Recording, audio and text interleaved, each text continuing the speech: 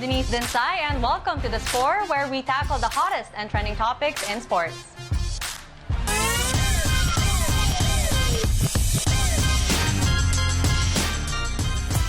The DLSU Lady Spikers clinched a Final Four spot after ending Ateneo's 10-game winning run, while the UE Lady Warriors ended their own 3-game losing skid after beating Adamson. For more on the UAAP Women's Volleyball Tournament, we have Synjin, Reyes, and Gervacio. Welcome, Z. Welcome, Synj. Hi, Dan. Thanks for having us again here. Now, let's talk about that great game shocker of LaSalle and Ateneo. 3 straight sets. Like, how come Ateneo wasn't able to solve the puzzle that was LaSalle? Z? I think it was LaSalle's floor defense and net defense as well. It was very evident that parang they got frustrated in making points because LaSalle's floor defense was just there. They were picking up balls everywhere, left and right, front row, back row, they were there. It was a disappointing game for the Ateneans, definitely. I got to talk to some of the alumna of Ateneo, and they said, like, Charo and Phil would say, like, it's a shocker, and it's really like props to LaSalle. It's all kudos to LaSalle. Like, Coach Shamil was really prepared. Pinaghandaan yung Ateneo. Pero what's really crucial was yung execution ng mga LaSalleista. Ang ganda na execution ng LaSalle in this match. And we saw how they really wanted to win. They were more hungry to win against Ateneo, and they really just want to get that win and show that they can reign supreme in this UAAP. So, but where did you think that hunger went for Ateneo? They were on a 10-game winning streak, but where did that go? Do you think it was nerves? It was the Ateneo-LaSalle atmosphere? Z?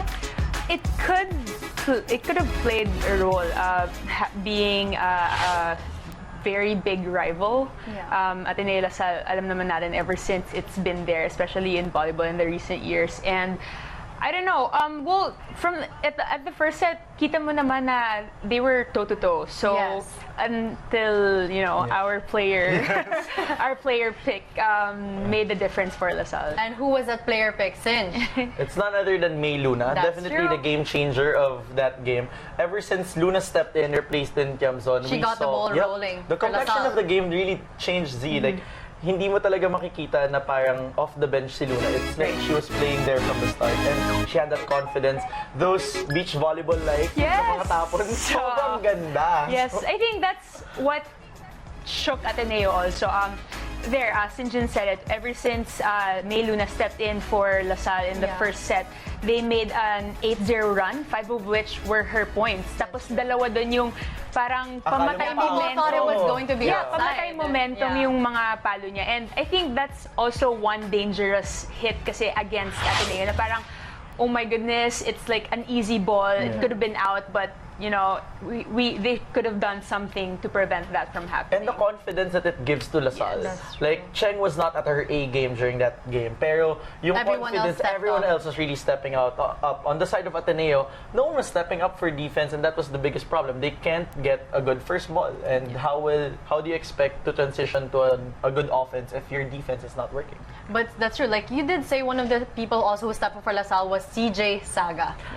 I think she wouldn't get the player of the game plum if she didn't really do well. She was really digging, receiving the balls pretty well for LaSalle. And what's really good about Saga is we get to see a future without Don Macamdili to be possible for LaSalle. Like, hindi naman pala mamimiss yung services ni Don that much, but we know how awesome Don is. But Saga is filling in the shoe quite well, getting there. Not yet there, but getting there. She's on the right track, definitely. And yun nga, I mentioned earlier that LaSalle's floor defense was on point, and CJ Saga was the lead of that. Now, another game that we had was UE versus Adamson. They did say it was a battle of pride, and UE came out on top, ending their 3-game losing skid. And their player of the game was Baleton, who had 6 blocks out of the team's 10. How would you rate her whole performance for the UE Lady Warriors, Z? It just looks like she's very comfortable at her spot, her original playing position. So it's good also that she's leading her team in terms of being the team captain and in terms of scoring at the last game. Kasi alam naman natin, they've been through 2 or 3 heartbreaking games, and finally they won the last game, and in 3 straight sets as well. you really love to see your team captain to step up. And that's what we see here with Cel Baleton.